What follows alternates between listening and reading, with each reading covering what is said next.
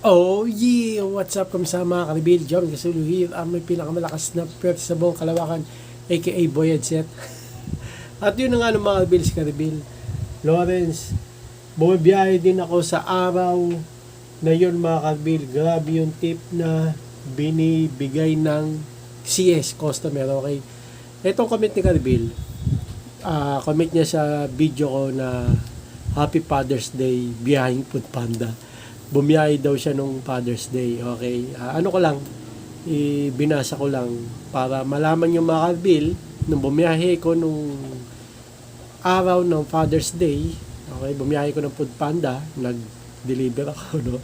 Kung may nakuha ba akong tip, kasi si Karibil bumiyahe raw siya nung Father's Day na araw at grabe daw yung tip na binibigay ng customer sa kanya kasi nga father siya eh. Di ba? Okay. So, tati ka ba? Karibil Lawrence. So, ako, nung bumiyahe ko, nung Father's Day, pagkakaalala ko, wala akong natanggap na grabing tip. Okay. Kahit tata isang tip, wala eh. Ayun. Pero okay lang. Ang mahalaga, hindi ako na fake book. Yun ang mahalaga sa akin eh, pag nagdi-deliver o nagbabiyahe ng Food Panda. Wag ma-fake book kasi abala, laking abala, no? Kasi pag na-fake book, ibabalik mo pa yung product o pagkain sa vendor. Tapos yung delivery fee, magiging kalahati na lang, di ba? Kunyari, 40 pesos delivery fee, magiging 20 lang. Tapos abala pa, kasi antayin mo yung customer, kukontakin mo, pag nandun ka na sa pin location, dideliveran mo, 20 minutes, 30, antayin mo. So, nawalan ka ng 20 to 30 minutes, tapos babalik mo sa vendor. Kaya kung malayo pa yung vendor na pinagkunan mo, ano ka na naman 30 minutes, isang oras na. Tapos gagawan mo pa ng report mo pa. Tagal din yun. Siyempre, medyo matagal din sumagot yung agent. Online eh. Di ba? Di naman matagal, medyo lang. Tapos, babalik mo sa coupon man, sulat mo yung code, dapat tama. Kasi pagka balik mo na yung product,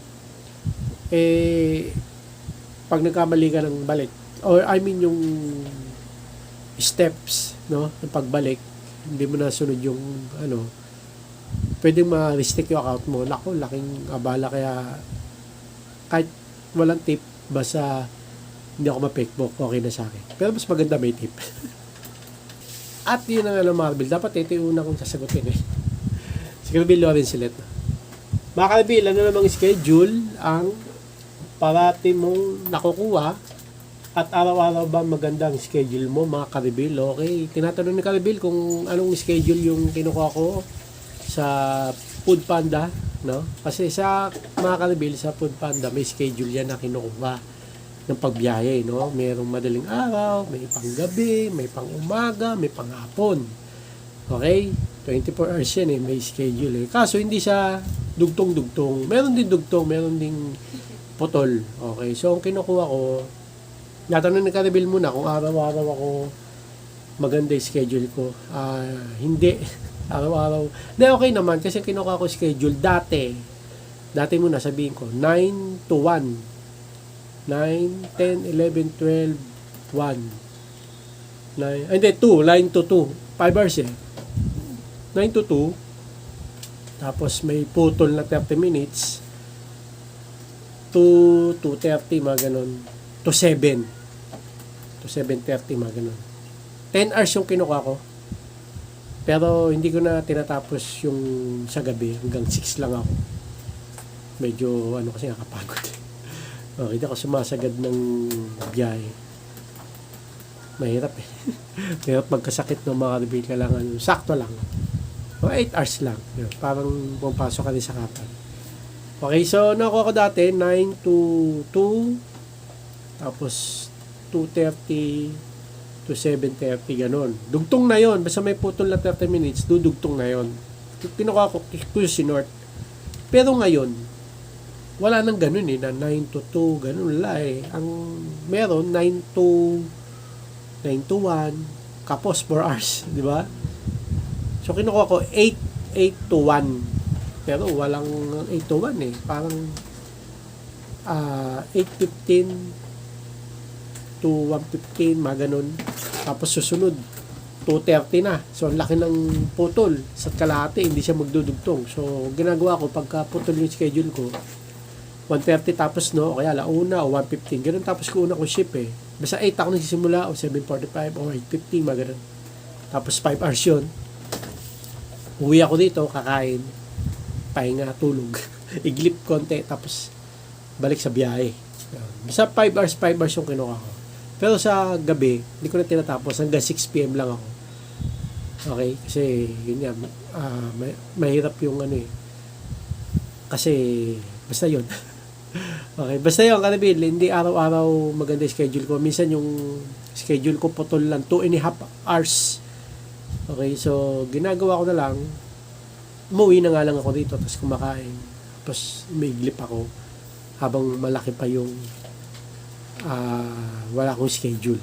O kaya nag-extra ako na grab food. Sa putol ko na schedule, nag-grab food ako. Yun nga lang, mahirap eh. Pag nag-grab food ako, siyempre wala akong planner, malayo yung ibibigay sa akin.